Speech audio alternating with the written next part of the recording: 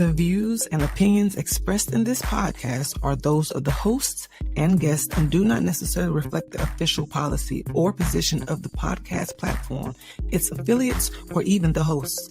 The information provided is for general informational purposes only and should not be taken as legal, financial, or professional advice.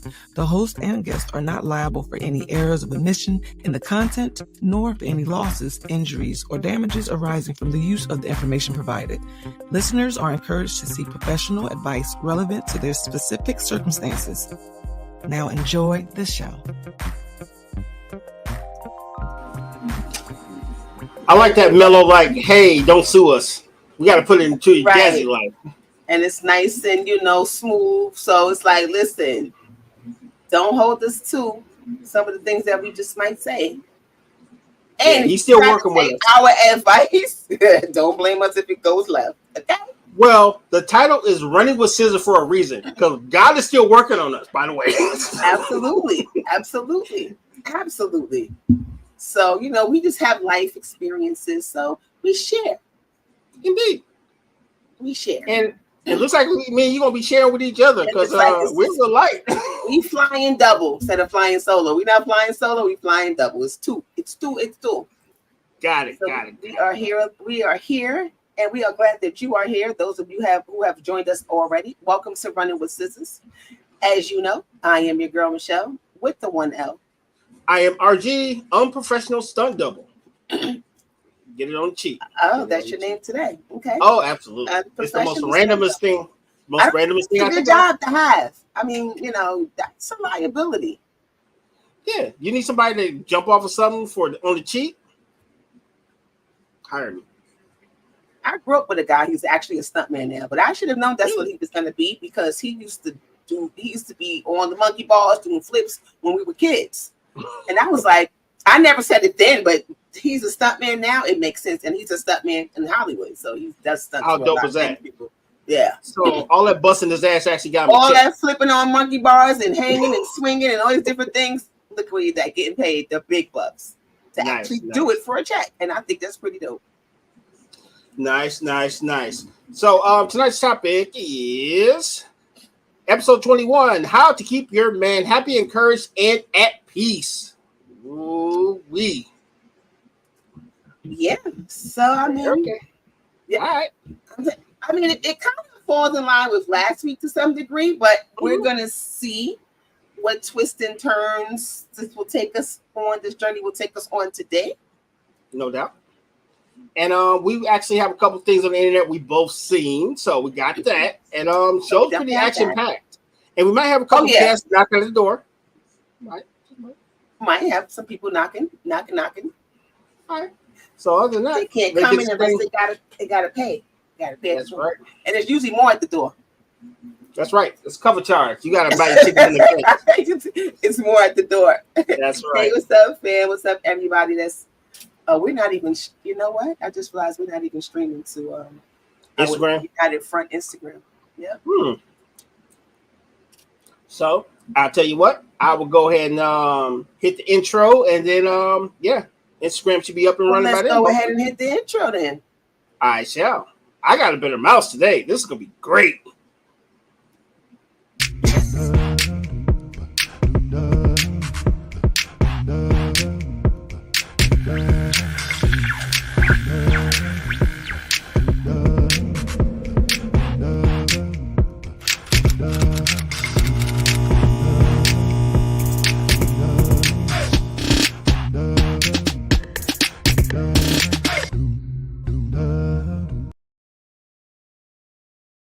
And we are back. In effect. Live and in effect, y'all. No doubt. The Michigan NY/NJ connection is in the building. Give me both. That's a lot. NY/NJ. But yeah, that reps me. That reps me all day. All day, every day. So how was your week? My week was pretty good. It's Wednesday, hump day, and everything has been cool. Dope. Nothing, just regular work week. Nothing exciting happened this week. Had a cool weekend. I went to a house music festival on Sunday. It was dope. Good music, good vibe. Weather was beautiful. Oh, you stay outside though. I be outside. You know what? And these summer months have I've been outside, and I'm loving it. I'm gonna keep it going. No, you should. It's time. We've been hibernating for about a year and a half or so. It's time to get back outside. You know, you gotta be safe, but absolutely, definitely gotta be safe. Last year I wasn't outside too much. Right. But I'm outside now. You know, I found a community of people that I love to be around. So I think that's pretty dope. Like great vibes, positive energy, and all of that. So sweet. And I'm venturing out and I'm doing things by myself, which before was a hard thing for me to do. But I'm doing things by myself too. Because I'm like, if you don't want to go, what? You don't go, all right, I'm out. I'm going. Okay. She say the crew don't always have to be there for Michelle to have some fun. I'm gonna do things by myself and I'm gonna keep it pushing because you know I'm getting older. No. I have more years behind me than I do in front of me, so I have to keep that in mind. Well, you don't carry it. You don't carry yourself as a person on death's door. So yeah, you're no, absolutely not. Absolutely not. And I feel like I have a lot more years left. Right. But the years behind is a whole lot. She's like the reality of it is. I might not look it, you know. I'm quite sure I don't, but right. Facts, big facts. But you know, I'm up there a little bit. No, it's dope to have the honesty, you know, because you know what it does. It makes you present in this moment in time, and it ain't no wait until tomorrow. Do that shit today. Right. That's exactly right. Because tomorrow's not promised. No doubt. At all. But all right. I saw some crap on the internet. Me too, actually. You did? Okay, good. That'll be a great conversation. Let's hit it. Let's do that. Crap I seen on the internet.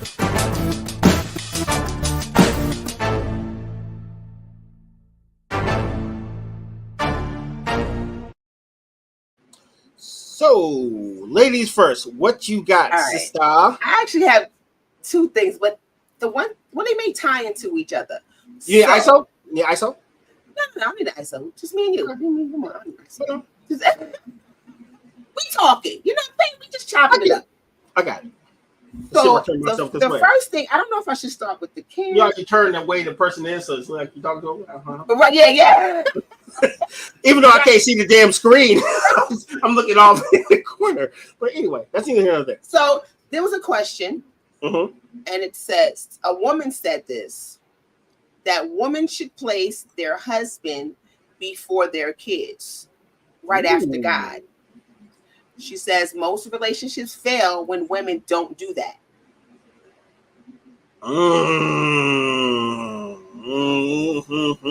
I guess we will say, let the church say amen, because that's not the first time I've ever heard that. Not the first time. It's not. And to be honest, I agree.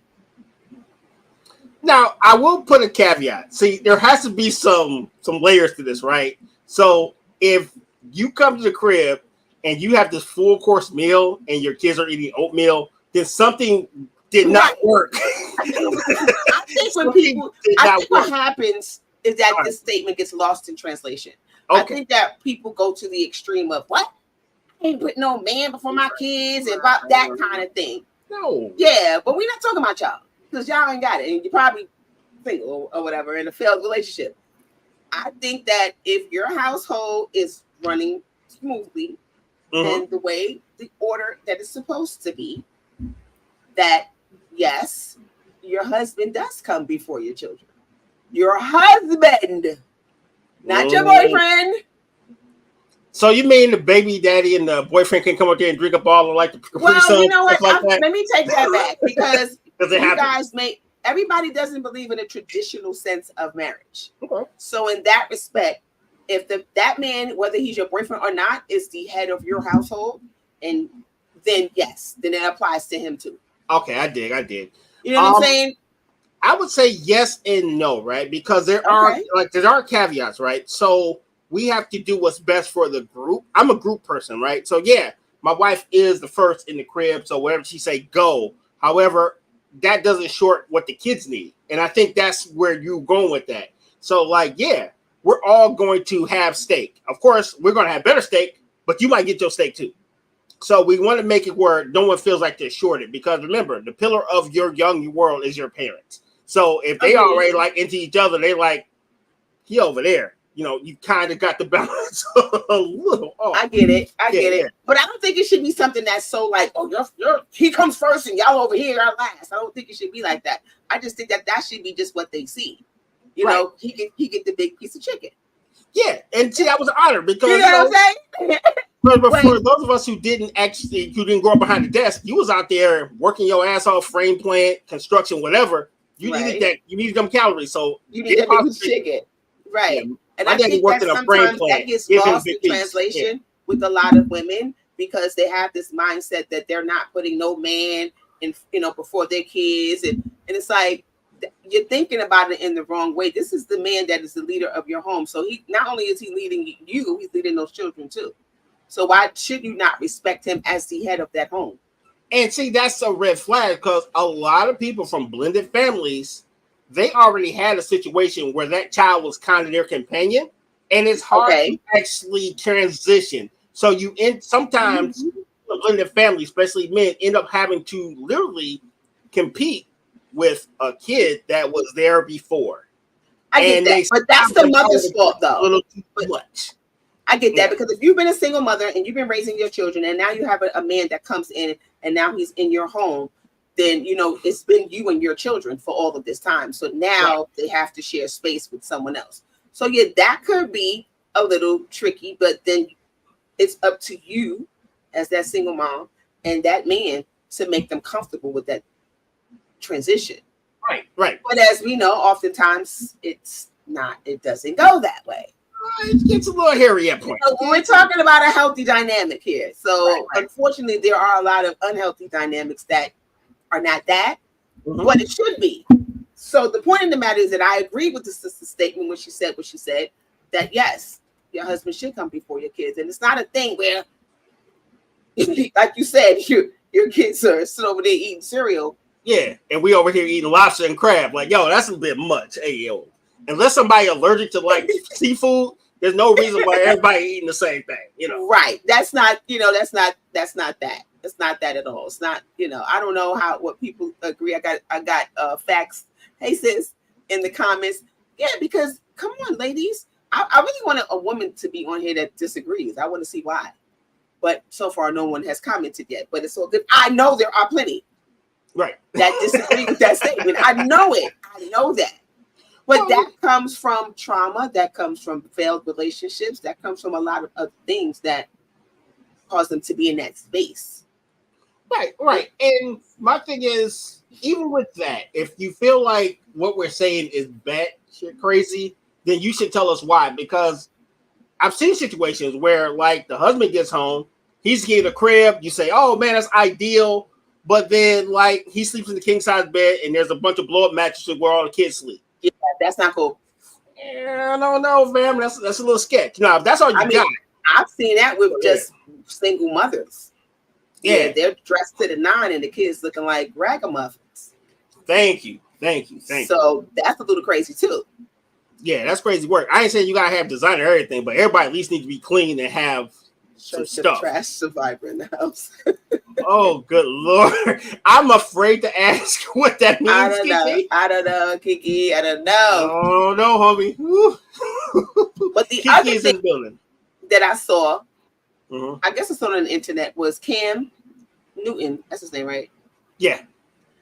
Had an interview with a therapist. I cannot recall her name at this moment, and forgive me for that.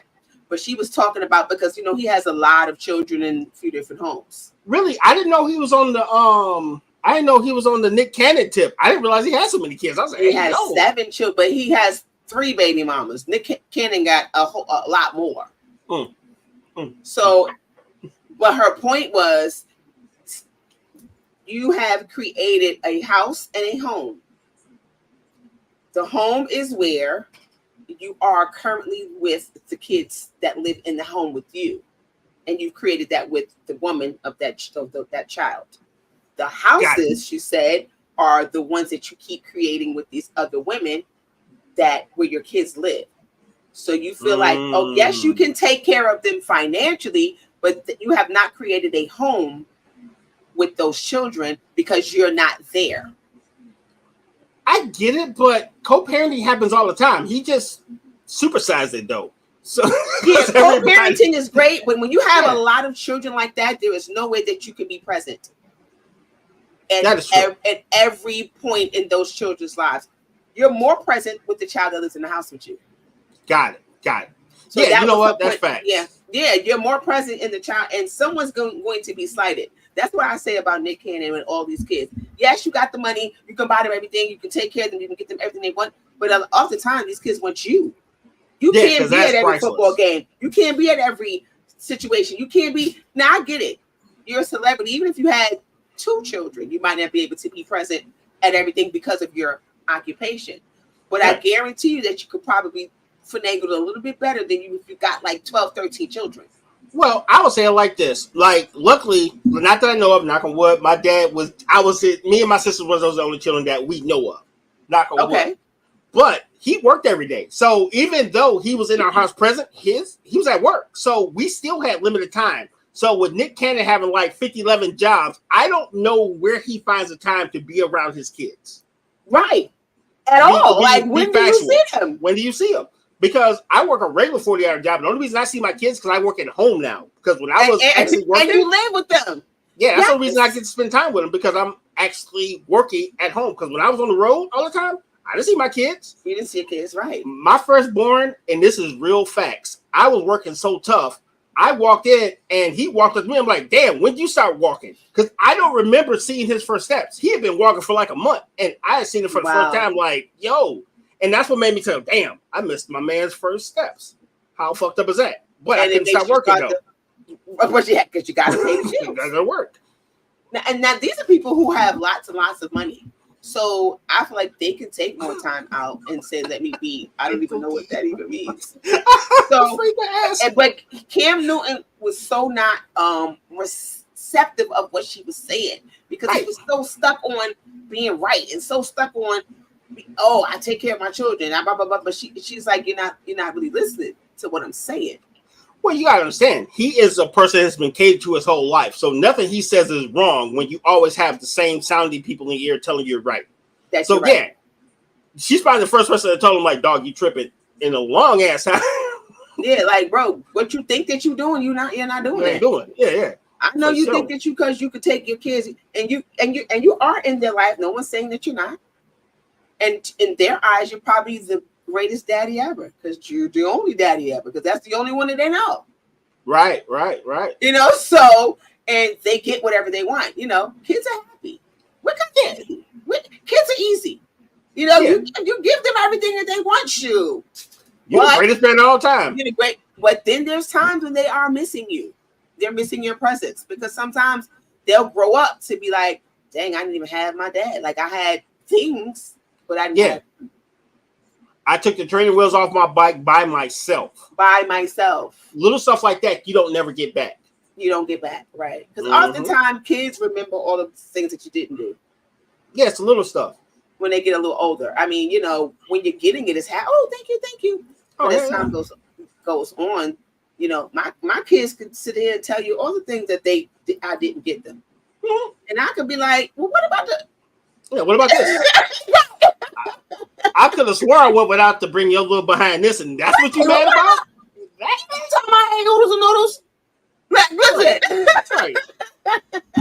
While you mad about these noodles, I'm up here with the empty stomach and the gut rumbling. Why you playing? I'm over here making sure that y'all good. So, but it's like, I understand. Right. Elon Musk has more children than Nick Cannon. Oh. I think that anybody who has a lot of children they're doing their children a disservice. And you know what? They kept that on the low, because I never heard that until now. Thank you, Kim. I didn't either. Oh, man. You're doing your children a disservice, because, like you said, you are not creating a home. Their mothers are creating a home for them, but you as a dad are not. Mm-hmm. You're in and out. I'm going to come over there and grab the kids come to my house, and then you go back home. Right. To your house. You go to your house. This is the home here where I've created with my current family. Dog, I wonder if Nick Cannon and one of them dudes wear like you can't wear them clothes back to your mama house. I wonder if he one of them dudes. That's funny. And I don't even think Nick Cannon is actually with anyone right now. Because I think that therapist is going to be on his show, or she already appeared. I think she would. Yeah, she was. She was. I didn't see the whole thing, but she basically told him the same thing. Same thing. That he's doing the same thing that he is. I know. She was like, "This easy money." Get on here and start telling his father that y'all ain't the best fathers that you think you are. Right. Facts. It'd be like that. So let me get you straight, because no, you're not that. But somebody got to tell you, though. Somebody got to tell you, because if you think that you know, money makes people crazy. It makes people think that they are invincible, that they are without fault or blame. I wouldn't even say that, right? So most of our grind and a lot of our troubles come from financial base, right? Because we're all normal people. So when people finally get that bag, they forget about the little stuff that makes them human, because they think, oh, I got $1 million in the bank. But being a good person is probably more valuable than the dough in your pocket, because ultimately that's what you're judged on. Agreed. You know what I'm saying? But you know what's crazy is that I know men that are not millionaires, you know, but they were providers in their homes when they were married and or whatever with whoever they were with. They felt that they were providers because they paid the bills, they did all the things, and maybe the lady didn't have to work or the wife didn't have to work, but they still ended up divorced. And they still feel like, well, I don't get it because I took care of everything. I told one of my homeboys, but you didn't take care of her heart. And you didn't take care of her as a person. You know, you can tell I'm paying all these bills, but she's being neglected. She's not getting love from you because you're working all the time. But it's a double-edged sword. Take it from a person who used to work 6 days a week. That was my original work schedule was 6 days. I worked 6 12-hour days. I used to be a sales manager for a large corporation. What's that, Mike? As much as you want to be home, you understand this one thing. As soon as the lights go off, ain't nobody happy. No, agreed. So, 100%. So, yeah, you want to be present. You want to be at the crib. But as soon as someone look in there and there's no parquet, oh, we tight. And all the love is gone. There has to be some sort of balance. Like, you can work all the hours that you need to work to provide for your family. But if your partner who's at home taking care of the home, which is what she should do, she still needs to feel like, you know, she's feel loved. Yeah, and this is why I feel like sometimes we need to reverse the role so everybody can understand what's going on. Because I think you get into a silo. This is my job. This is what I'm doing. This is how I'm contributing. I don't know what they're doing over there. And I feel like sometimes when you get into silo mode, it actually blinds you. It's like fucking blinders on a horse. So you don't get to see the other side. And the only time. So what do you think? That she's being selfish because she wants to feel like. No, not at all. Except for no one has perspective because everybody's in their own little pit. Okay. You know what I'm saying? And I think that's the biggest problem. So what if the role reversed where he was at home and every time the bully beat up Timmy, he had to go talk to their mama, or every time the parent-teacher conference and Cindy wasn't doing her spelling right? He wouldn't feel like that if he had to deal with that, because that shit in itself is a whole ass job. Trust me, I've been on both sides. And hell, currently I'm doing both sides because I spent half the day in the college working on my laptop while my kid was at counseling. So I see it from both sides, but a lot of times it's this silo where you get so blinded by your thing and what you think you should be doing, you miss out on the bigger picture. Because some men and some women can operate like that, where this is your job, this is my job, we're going to be good. And some people need a blend of both. And that's where you have to kind of communicate. Right. There you go. There has to be a level of communicate. And everybody has to be willing to listen to each other. Because if not, then everything's going to wrap. So again, no man wants to hear their woman complaining about little things, but they're big to her. So I don't want to say little. When he's out there busting his butt, working 12, 13 hours a day, coming home and he's exhausted, and she's complaining. All right, let's see. Boom. Money magnifies what you are. If you were an asshole before you got rich, you just turned into a rich asshole. A big rich asshole. Agreed. Absolutely. When people say money changes you, it just changes your tax bracket, to be honest. Oh, it's gonna do more than that. It's gonna change my dress, my car. Well, yeah, you're gonna get more things. But if you are, like you said, if you were an asshole, you're still gonna be that. Yeah, big facts. Bigger one though. Yeah, now your ego is through the roof. Which sounds crazy, but it makes so much more sense because a lot of us identify ourselves through our material goods. So if you have more ways of getting material goods, now you feel like you're doing shit, and you're kind of not. And you just got a couple more dollars. Listen, I looked at the money that you got. We ain't no. We are never hate no money. We just say it. Just say it. Just say it. I mean, I'm not gonna say if I got $1 million, I'm gonna be like the same. I'm not gonna be looking down on folks. Oh no. Help a few more people. Well, our obligation to the world is to be better people and help each other. That's our obligation to the world. I will definitely be that and be more of that, but I probably won't be in the same places that I am now. And that's not saying they're bad places. It's just I found better places. I can afford. I can afford to be at. I found better places. That's right. Nothing wrong with the ones I was at. However, this place right here with the caviar facials. Yeah. Exactly. I didn't know they had manicures on this plane. Oh boy. Just saying. And champagne. Okay. I'm with that. Let's do it. Right. Customs is things have changed just a tad bit. Yeah, landed at the private airport. Customs is one person who just kind of looks at yourself and lets you slide through. Yeah. I'm gonna be okay. I'm gonna be all right. I ain't gonna lie. I ain't gonna sit there. Oh, I'm gonna get this money, and I'm just gonna be. I'll be humble. Yeah. I'm just not gonna be. I'm gonna be somewhere else. I'll be humble someplace else. That's right. And that's a fact, Jack. And I will even send for you. No problem. We just not going to them old spots. I'll send for you. Listen, let's go, y'all. We going on vacation. You know what I mean? I'm taking my people. Come on, y'all. Let's roll. Right. Let's go. Not all the time, but I got you some of the time. No doubt. So I got one more for us because this will probably take us to the break. So there was a study around 2003, and that showed you how the internet is. Things come back up. They said that happy couples post their partners less on social media. Happy couples what? Post their mates less on social media. You know how you get them people with the hugged up, I love them so much, and you be like, damn, how much I love each other. It's not less than people with partners with problems. So this new study confirms what many cynics have already suspected. Couples who share their lovey-dovey selfies all over the social media might not be as happy as you want the world to believe. A survey of 2,000 couples between 18 and 50 took a closer look at their happiness and levels of social media habits. The results found that those who shared 3 or more couple selfies per week are allegedly 128% unhappier than the people who are discreet about their counterparts. So they said if you got 3 or more posts, your ass ain't happy. No. That I'm comfortable with. I didn't say it was facts. I just find it funny. I'm quite sure there is some truth to that. But not all of it. I'm going to say not all of it. Right. Yeah, for sure. You know, and because I also saw a post that said single women over 30 are unhappy because they're not in a relationship. See, that's cap.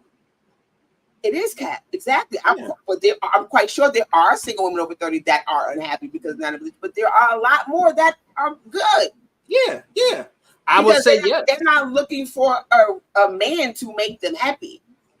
So it's like this is definitely going to tie to our topic because happiness has to start in here and it goes outward. So if your ass is already mad as hell, I can't do nothing to make you happy because your shit's broken in here. Yeah, because if you think that you're going to meet this fabulous man and he's just going to make your whole entire world change and you're miserable inside, nah, son. Nah. He got to compete with you. Yes. What man wants to compete with you? Like, don't make a man compete with you. Right. Find your happiness. Because my thing, it's like digging for buried treasure with no shovel. You just out here like this. Ain't no way I can figure out how the hell to make you happy. Absolutely not. And back to the other one real quick. The single posting. Now listen, I see happy couples that look really, really happy and they post. Some couples I know in person and I know that they're happy. everybody has a situation, but I also see couples that be capping for the internet. Mm-hmm. Because they over here trying to make somebody mad. Right. Like they ex. You know, right, like they ex, or somebody that just trying to talk, or trying to show other people that this is my man, and meanwhile he in 1,000 other women's inboxes and all kind of different things going on. So, or technically in 7 to 8 women's houses because he got kids there. Because there you go. There you go. My thing is, do what you want to do, share what you want to share. If you want to post your, I feel like I see organic things. I see just people just posting their partners. They on vacation. I'm taking pictures. I see some people that feel like they got to post everything every day, all day. He put on the socks, post. He put on the shoes. And I'm not mad at people who are. I love to see black love. I love any kind of love, and I think it's something super dope. And I love to see people that it's genuine and it's organic. Got it. I'm like I can tell the difference. Okay, but I think that's fair. It ain't my business. What that report was saying, I feel like there is some truth to it to some degree. Yeah, but it ain't set in stone, y'all. Do what you gotta do. It ain't set in stone because I ain't listen. Post who you want to post your man, post whoever you want to post your lady, post But I will say this. All right, and then say that, and then we're gonna go to break. What you got? If he ain't posting you, but he posts everything else. Ooh, I don't know. That's a cliffhanger. Commercial.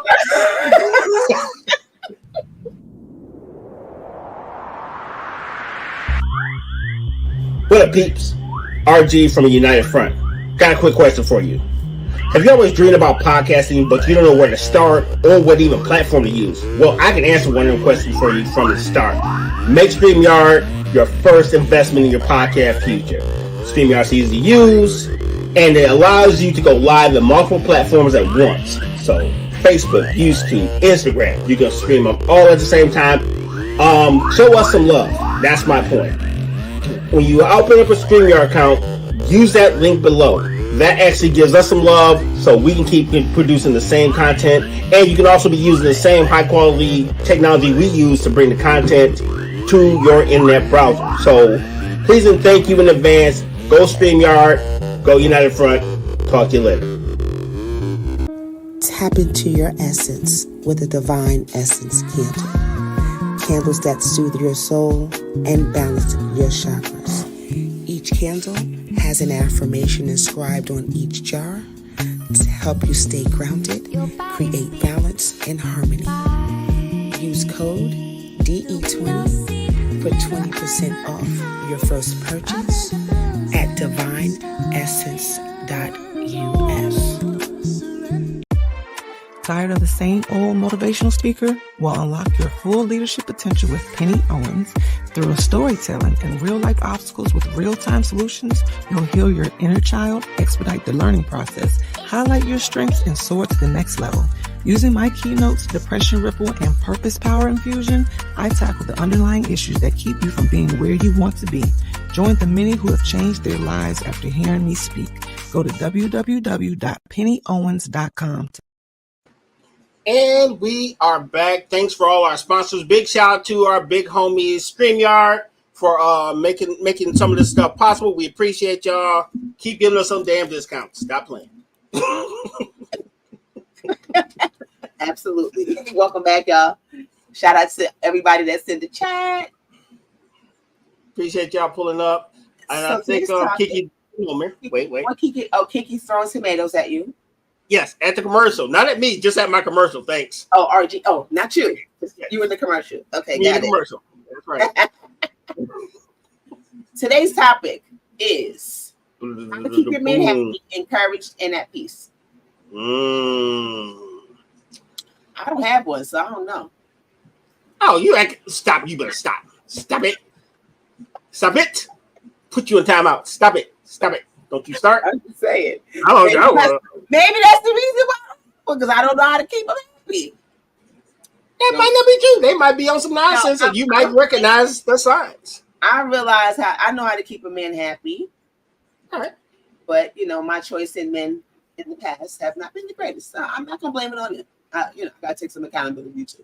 Yeah, live and learn. Live and learn. You know, live and you learn. But we have the list because you guys told us. I think number 2 was shut the bleep up.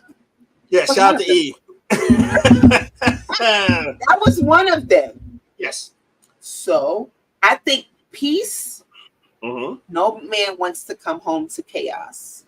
Facts. No man wants to live in chaos. Facts. No man wants to live where everything is loud and you're yelling and you're nagging and you're doing all those different things. You have to learn how to speak to your man. In his language, by the way, because everybody doesn't. In his language. That's very important. That's very important. That's one thing I think we didn't really cover in some of the past episodes. You have to find, and this is one thing that you can take to the bank and you'll cash that check and it will happen 100 times. You'll get paid. Okay, so we all know that Steve Harvey wrote this book about how to please a man, right? And then he had Tyrese forwarded on some nonsense, i.e., already red flag. Those two guys alone are red flag. Yeah.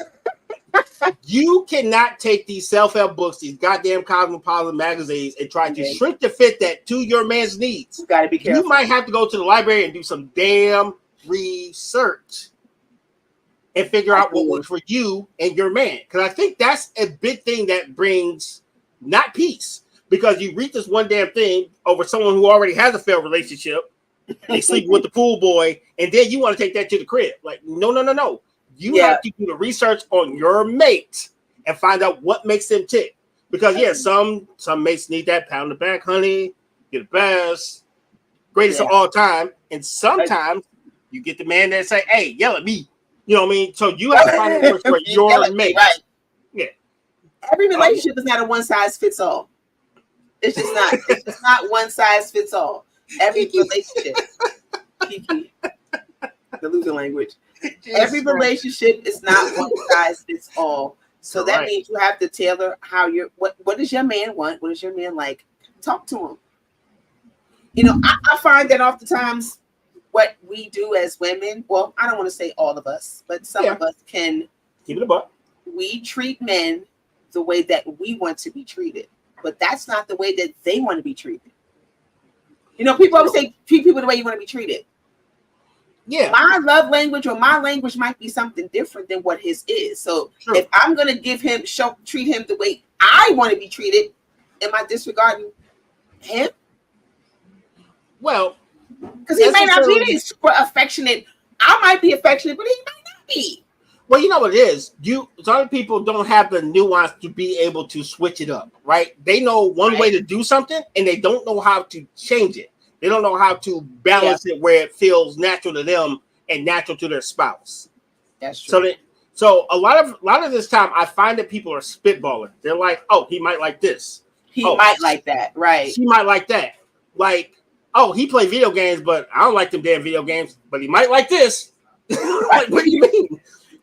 Or I'm going to take his mind off the video game. Exactly. No, he likes to play video games. Like, what are you doing? Now, don't get me wrong. It can't go too far.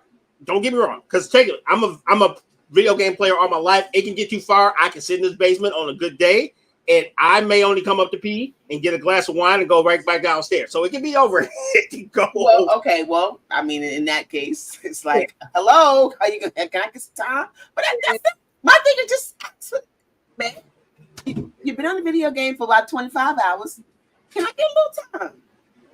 Yeah, I'll talk to you at hour 26. Why are you mad? You've been on the video games all day. You know what I mean? You see the difference in that? Right. I'll give you another one about, we'll go into encouragement, right? Because we can get on keeping people happy all day. Because I said it earlier, I'll say it again. You cannot make anyone happy if they don't find happiness within themselves. No matter how much you do, you can make their favorite meal, rub their feet, whatever the hell they into, give them the greatest blunt ever in life. If they're not internally happy or they don't have any happiness in themselves, you could never make them happy. Absolutely. And you're going to go crazy trying. So the first thing is you have to look at is, and you have to be honest with yourself. Hey, it might not be me that's making this person unhappy, or it might be you, but you have to kind of, do a little self-reflection to see how you fit into the equation of the happiness. Yeah. So and no relationship is perfect. I mean, everybody ain't gonna be not going around at house all. cheesing all day long. You're not smiling 25. No, it doesn't work that way. Hey, good morning. You yeah, got it. Get the hell out of here. Leave alone. It is 8 o'clock in the morning. Why the hell are you smiling? Damn it! Get the hell out of here. I saw one of my friends posted. He said on one of his posts, he said, "If it ain't no music playing, I'm probably saying it wrong, but he said if there's no music playing, music is the only sound that I want to hear in the morning, not your voice." Damn. Well, whoever your mate is, I'm saying it different, but I thought that was very funny. Hey, some people get up and they in their mind, they like, I'm thinking about this, and this. I don't need any other thought to enter this mind. That chatter. Like, I don't want to hear all that in the morning. And I'm not a morning person. So I just need my solitude. I need my peace. I need to get up and let me do what I do. I don't need you over here. Right. Want to have a whole full-blown conversation. No, I don't want to do that. I am the Cadillac with the V8. I got to warm up in the morning. You remember old ass cars where you have to turn it on and a half hour later ready to drive? That is me in the morning. I need a coffee. I need probably a couple hits of the cigar. I need to log into my work computer. I need that. That's it. Yeah, me too. I do too. I need to. Oh, okay. I said it wrong, but this is what I said. Unless you're music, I don't want to listen to you in the morning. Damn. That's cold. It's funny, by the way. It is funny, right? You're like, dang. It's hurt my feelings before I even start talking. Right. Hey, I'm like, Okay, okay, how about if I turn the music on and sing what I got to say? Like, me, take out the trash. Jazz hands. You said put it in a song. You said sing music. I guess play an instrumental. Like, and start singing. Little social routine. Like, little routine. Wild, wild west. Take out the trash. Wild, wild west, you know. Exactly. So I get it. How to keep a man happy. I think I have I know how to keep a man happy. It's just gotta, you just gotta find the person find your person. Find your person. That's really what it is. Because if the person is not your person, you might not ever be able to make that person happy. Right. And don't use cliches. Use them as maybe a guide or a clue of where to go next, but don't use the cliches and expect every man to respond to you the same way. Because a lot of women think that if I give him some food and give him some ass, he's fine. Oh, yeah. The hell with his soul. The hell with his emotions. The hell with the whole day. I know he lost some job. I'll just give him some ass. He's fine. And the two things that you just named, he can get anywhere. Thank you. Because a lot of people don't understand. Like, and this sounds derogatory, but you get what I'm going with this. Yeah. Women are not a dime a dozen, but they're not that hard to find. Right. So why is he with you? Because of the spiritual and the connection he has with you. Yes. So you have to maximize the connection you have with that person. And you can't just do all the cliche things because you become just like everybody else, and that makes you no more unique. Because if you're the mate, whether you're a guy or girl, you may not be a mind reader, but you should have a clue. Like, I may like these pink Nikes, but she may not like it because she fucking hates pink. I don't care if they're Air Max or Jordans. Right. Little stuff like that, little details like that go a long way towards encouragement, peace, knowing that someone's paying attention to those little things. You know what I'm saying? Know your partner. They want to learn. Be willing to learn. Learn your partner, right? You gotta learn your partner. They want to feel, your man wants to feel safe. Men want to feel safe too, Yeah. Women don't, it ain't just about women always want to feel safe. I mean, I need a protector, I need a provider. Your man wants to feel safe too. Of course, we're not talking about brawn, like, oh, I'm gonna save you from be out here. Hey, fighting. Don't get me wrong, these women out here different. Women out here though, don't get it twisted. These women out here throwing hands. Out here that's throwing bows. Trust. Hey, I'm gonna take you back to a couple of days ago. Like, sir, would you like an arm bar? Huh? Remember when I told you the rear naked yeah. Girls be like that nowadays, so I may not have to worry about protection because he might put you in an arm bar. I may be dialing 911 for you. So don't get it twisted. A lot of men saying that they can't be vulnerable. Oh yeah, absolutely. Because a woman, will make them feel less than if they're being vulnerable. Because one of my homeboys said one of the illest things I've ever heard. And we was sitting in a bar. Shout out to the homie Big T. He said the illest thing to me, and it stuck with me for like ever, and I still use it this day. He was like, he was going through. I hadn't seen him about a year. We jabbing and talking, and then he started talking about everything he was going to, and I put down my drink like, "Hey, dog, you all right? Like, goddamn, my bad. I'm bitching about my little bullshit, and you on some other stuff." I felt bad when he told me what he was going through. You know what that man said to me? He's like, "You know what, RG? I'm having some rough times. I'm gonna go in the bathroom. I'm gonna cry. I'm gonna get together. And when I walk out that door, I'm still Big T." And I was like, "Damn." He said, "I'm not gonna let all that stuff around me change who I am as a person." And I was the illest thing I ever heard. I was like, "Wow." And that is one of the things that men have to find this level of solitude, because sometimes those vulnerable moments they can't share with anyone. Right? Yeah.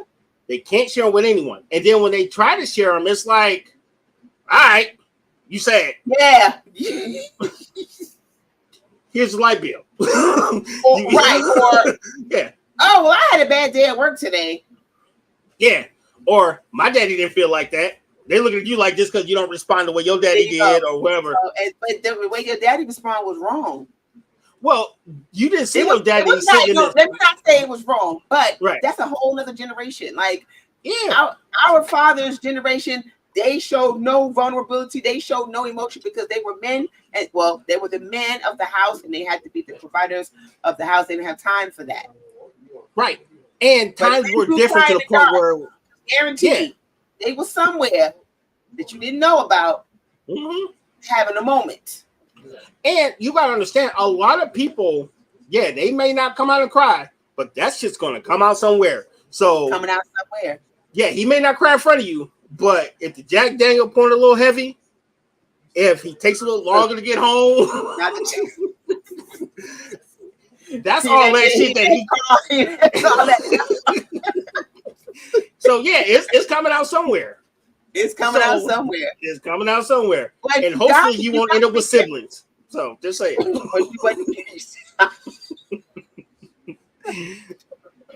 So you better encourage that safe space, or you're gonna be another Cam. Yeah, where every latest hat was a home, wasn't just a snappy tune. It wasn't a home; it was a house. Yeah. He said, and when she died, all he left was alone. Damn. Right? That's the illest shit ever. Shout out to the Temptations. When he died, all he left us was alone. Dang, Dad. He wasn't shit. You know what? He didn't have a safe space, and he found out the spaces outside of the safe space were pretty comfortable. But they weren't. He found a multiple. Well, he didn't find no safe space. He just found a warm spot. And a couple families on top of that. That was a little different. That wasn't safe. That was warm. Hey, I'm just saying. But you know that. But that. See, who's to say that if he felt that? Well, then again, I'm not gonna say that because men gonna do what they're gonna do, but they're gonna do it. And sometimes, no matter what a woman does, if he's gonna that's fact. Get out there, he's gonna be out there. Ain't nothing that you're doing that's pushing him out the door. But right. If it is, stop the whole thing about they keep a man, you can't keep. They keep what they say. You can't keep a man if you don't want to be kept. Yeah, facts. What they say, if someone walks away and they come back, they meant to be yours. If they leave, then they weren't yours to begin with. Yeah, but if you leave, stay gone. Keep on, go get the milk and stay wherever the milk was. Wherever you know what's funny? I hear that so many times. Like, hey, I'm going out for milk, and everybody look like what? Like, no, dude, we're just under 2%. Like, you can GPS me. I'll be at CVS, dude. I'm coming back. Do I need to go with you? Yeah, you lactose intolerance. No, it's for Timmy. Like, oh. Okay. This has nothing to do with what we talk about, but I don't know why it just popped in my brain. Go for it. Just show for it. You know the song, Leaving on the Midnight Train to Georgia? Oh, I'd rather be in his world. Listen to this song. My son we was in the car one day and the song came on and we listened to the song. And my son was like, it sounded like he ain't want her to go. He was already gone. Remember, she was leaving on the marriage. He talking about, I'm going with you. And my son said, he's gonna go. So you know what the funny part is? She said, I got to go. He already left. Her ass is getting to Georgia so she could see what the hell he's doing. He was already gone when she wrote the song. I'd rather live in his world than him live within mine. Which means that to be without him in mind. So she already gone. Yes, to be without him. So he came, he tried it with you, wherever you was at, but it didn't work. I can't do this here. I got to go. I got to go back to where I came from. And nowhere in that song did he say, I need you to go with me. Because you live in Macon, he went for milk in Atlanta and never came home. And now you're on the train trying to find him. He's leaving. And I got to go. I got to go. No, stay. No. There was plenty of milk in Macon, Georgia. He didn't want to buy it there. He didn't want you to go. He did not ask you to go with him. If he wanted you to with him, he would have stayed with you. Okay, can I just bring up my theory one more time for good times? Okay. Because I still think James Evans faked his death. I don't think he wants Florida to win with him. To this day. But hey, dog, you finally get a sweet ass job. You had 2 months of no Thelma Oatmeal, no Bookman, no Chicago, no goofy ass JJ. You know what? I don't want to see these. I don't want them to come with me. I'm not here anymore. I still think he faked his death. No one to change my mind. So, well, I mean, it wouldn't be far fetched. So Florida should have gotten a midlife train to Georgia too, because James out there living his best life. He should have went to Mississippi to see where he was at, because he was somewhere living his best life, making that good money too. He went got him a good job, making that good money, and said, "F this family." It's cold in Chicago. I'm never coming back. Thanks for playing. Mississippi, please. It's funny how we listen to all these songs and we watch these shows and then we come up with these theories years later. And it was funny because my son, he's freaking 35. But, he's saying this because he just listened to the song. And he listened to the words. And he's like, that don't sound like he wanted her to go. Well, we listened to music differently back then because it was just a jam. They had the song, right? They sound like women. Oh my God! Man, you know where he's going with his man. Oh man, that's funny. She didn't let her man go, and we like, no. He said, "Go, stay. I'm leaving." Hey, but it also works the opposite way because that man also Temptation says, "I'm going to sleep on your doorstep all night and day to keep you from walking away. Let my friends laugh. That I can stand because I'm going to do everything I can." That is stalking, folks. That's a stalker. So she should have went out for milk and not left Florida in a dress because that sounds crazy, by the way. Just so you know. That is a stalker. So yes. You can't sleep on you go to jail if you do that. You can't sleep on somebody's doorstep. Yes. Yes, it sounded like stalking when I was a teenager, and it sounds like more stalking now that I'm an adult. I don't know if it sounded like stalking when I was a teenager. I was like, oh, that's so cute. Right. Crazy work. That's cute. Well, I was a kid, so that Temptations is my mom and them thing. Oh yeah. My daddy was a Temptation guy, so I've heard their whole catalog for 40 years. Yeah.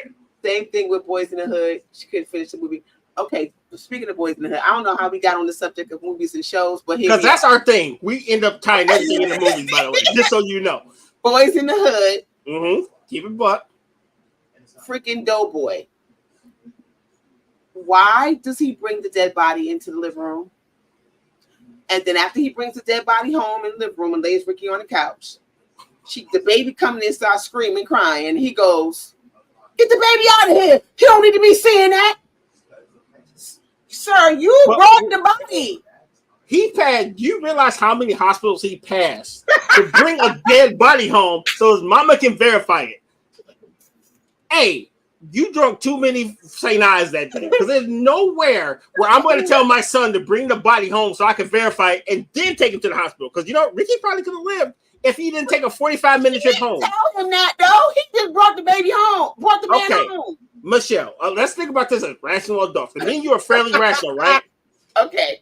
I'm expecting a phone call like, "Hey, Dad, some shit happened. We're at County General." I'm not expecting you to bring the whole corpse to the living room. There's nowhere in the script that says, "Bring him home. Let me check to see if it's him." Like, no, dude. That's kind of psychopathic when you bring the whole body home. Well, it makes me wonder if I mean, John Singleton is from that hood. Does that kind of stuff really happen? I hope not, because you just picked the body up out the crime scene and dropped him off at the crib for verification. No, dog. So now you become an accessory. Stupid. To the person who killed him. Dog. Out of all the bad ideas you could have had, that is absolutely the worst goddamn idea. And lamb on the couch.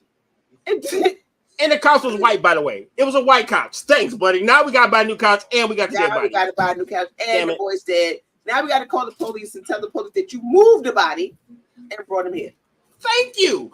Okay, so I'm not the only one that thinks that movie is ridiculous, because I loved it until I got older and I realized how dumb it was. I never really thought about that scene as much as I did lately. Like, I don't know. I've seen somebody post something about Boys in the Hood.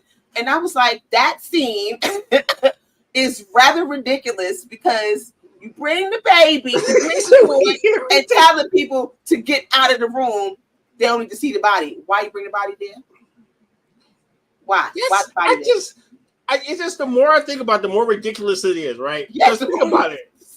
He got shot with a shotgun, right? Shotguns are usually buckshot. So depending on where you hit, you can probably survive it as long as they get the buckshot out of Cruciero because it's a spread shot. And remember, Ricky was fast as hell. He was halfway down the hallway. He could have survived. If he had to drove 45 minutes to the crib, you're fucking right, I do. He died on the way to home so his mama could see he got shot. And then they brought him in on his back. Yes, because they brought him in and laid him on his back where, I don't know, the big-ass bullets are in his back. Yes. I'm just saying, Ricky, you need better friends. Better relatives. That was a whatever. And you know what else I fought? I also fought Cuba Gooding. You know why? Because his goofy ass didn't call 911. And didn't say, let's not do it. No, he said, help me get him. They helped him put him in the car. But how long was he laying out there? There wasn't no cell phones. It's the 90s. So that means he had to go find Doughboy to get him to put him in the car to take him to the crib. Cuba Gooding was with him, right? Yes. So how about we go to someone's house? Hey, someone's dead in the alley. Can I use your phone? Help, police, help. You know, like the little meme. Or go to the hospital would have been the first stop. Like, why wasn't that the first stop? I don't know. Look, one thing I know about trauma centers, if you come in there with a bullet hole in your chest, they're not worried about your insurance until you get at least stabilized. No, they're going to give you some sort of treatment. Something. So it's safe to say that the writer of that movie which was John Singleton, God bless his soul, was ridiculous when he wrote that scene. Well, it's supposed to be over the top, and he nailed it. Oh, he definitely went over the top. But you know, and he used a lot of real street gang members and everything. Yeah. So maybe this was life in South Central. I don't know. Okay, I would get it because when you listen to old school 90s hip hop, they talk about how effed up it was at the time. Yes, in South Central. So maybe this was the reality that they really did stuff like this. Yeah, because he talked about how folks died in the hospital in the waiting room waiting for treatment. Right. So maybe going to the crib was probably safer. Well, could be that too. And their characters were based off of real life people. I didn't know that. Yeah. Mm-hmm. Yeah. Nice. Because that's where he grew up. So, you know, maybe we are just overthinking and maybe this is something that actually happened. No, hell no. You're not bringing a dead body to my house. This ain't Pulp Fiction. Fuck all that. I don't care what you say. Listen. Don't bring the body to my house unless you plan on burying him. And then the mama said he's the one that did it. She blamed him. Well, you did bring a whole body to the yard. Who else I'm gonna blame? Because the person who probably would be investigated, he gone. I'm just saying. Let's see. Immortalized is a law where you can't look into insurance. You have to treat people at the ER, regardless of the ability to pay. Yes. Thank you. Absolutely. So at least get the bullets out, Ricky, back and take him back to the crib patched up. That's what I'm saying. Just help your boy out. So he was still dead, huh? Just patch him up and that dead? No, I'm just saying get him stabilized and then bring him home. Like, damn, he got hurt. It goes over better than you bringing a whole body. of course. It goes over so much better. Just saying. Okay. I mean, yeah, I guess. You know what? The fact that you question these actions makes me worry for you. She's like, yeah, bring him over. I'm just saying. The whole thing. Because he's like, what is going on? What is actually going on? Listen. I'm talking to a guy who said that James Evans faked his death. Yes, but you know what they didn't do? They didn't bring his corpse back to Chicago. They didn't do it. You have a point. It's not like say, oh, damn, James dead. We gotta take him back to Chicago. 9 hours later, here he is. At the door. Yeah, like gutting him like a goddamn deer and just left his guts in a little bag like you preparing him for dinner or something like that. What the hell going on? You ain't never lied about that. We went all the way off topic, but this was no fun. doubt. Yeah, no doubt. That's what we do, man. We are running with scissors, and this is us at our finest. Scissors. And we have an announcement because Running with Scissors will be moving to Tuesdays. Yes. Starting next week. No. Yes, I'm just messing with you. No? Yes, right? Yeah, I'm just messing with you. Yeah, you're right. Oh, leave me alone. Running with Scissors will be moving to Tuesdays at 8:00, same time. Yep. And we're making room for a new show. Yeah. It's going to be coming on Wednesdays at 8 p.m. I myself will be one of the hosts with 3 other fabulous ladies that will be joining me. You guys will meet them. But that show doesn't start until September 18th. So make sure you guys are locked in. Go subscribe to our channel so you can get your notifications of when we're coming on. And if you love what we're doing, the network is growing and growing and growing and growing. Oh, yeah. I love what we're doing. Like, share, and subscribe. Please consider donating to the show on PayPal at OurGainsII. All proceeds go to the operating cost of this network. And if you have any ideas, any feedback, you can email us at weareunited@myyahoo.com. Yeah. Tell a friend. The United Front Network is popping. Shout out to Mike and Lady D on the Ops every Monday at 8 p.m. Oh, yeah, we off for Labor Day, by the way. The Ops will not be coming on this Monday. Yes. So next Monday, don't look for Ops. But I will be 4 seats to the win on that day, folks. You don't want to see your boy like that. If anybody has a podcast and want to broadcast it on the United Front Network, send us an email. And I'll say it again that we are united at myyahoo.com. The network is growing. We want to grow. There's number in powers. There's power in numbers. In both ways. There's number in powers and powers in numbers. In numbers, indeed. So make sure you go follow me at Michelle _with 1 _ELL. And you can follow me, RG, at OurGainsII. I am your official unprofessional stunt double. Feel free to like, share, and subscribe. Thank you for pulling up on us. Also, just so you know, we are advertising now. Big shout out to our partner StreamYard. If you want to advertise, that same email address we actually have listed below, you can inquire with us. We have very competitive rates to make sure your vision gets put out to everyone who watches us, which is worldwide. So don't sleep on us. We got you covered. Don't follow that YouTube, the United Front Network. Right. And we will see y'all next Tuesday. And just so you know, encourage your man. Don't listen to Steve Harvey. Definitely don't listen to Tyrese. You'll be fine. Shut the somebody. Well, we got bestie alert. Hey, Bess. Oh man, you missed the party since you gotta go back and watch that replay. You gotta go watch the replay, Bess. Hey, so we're gonna end on this note. Oh, Bobby Brown and some other kids brought his friends home to the mom after he got stabbed. Are you talking about the New Edition movie? Probably so. He should have been a Boys in the Hood. That's what it is. Bobby Brown missing. But that was Boston, so that's still different. Yeah. They had to walk blocks too. They was carrying him like Jesus on the cross. I guess maybe his mom, because most time kids, we think that mothers can fix everything. Except for stab wounds and gunshots. Take that boy to the hospital. My my baby home to mama. Gotta get my people home to their mama. Their mama gonna fix it. Yeah, when she called 911 and dragged his butt to where y'all took it. Yes, I remember that. Yep. But but I'm saying a child's mind is mommy can fix it. Yeah. I don't think Doughboy would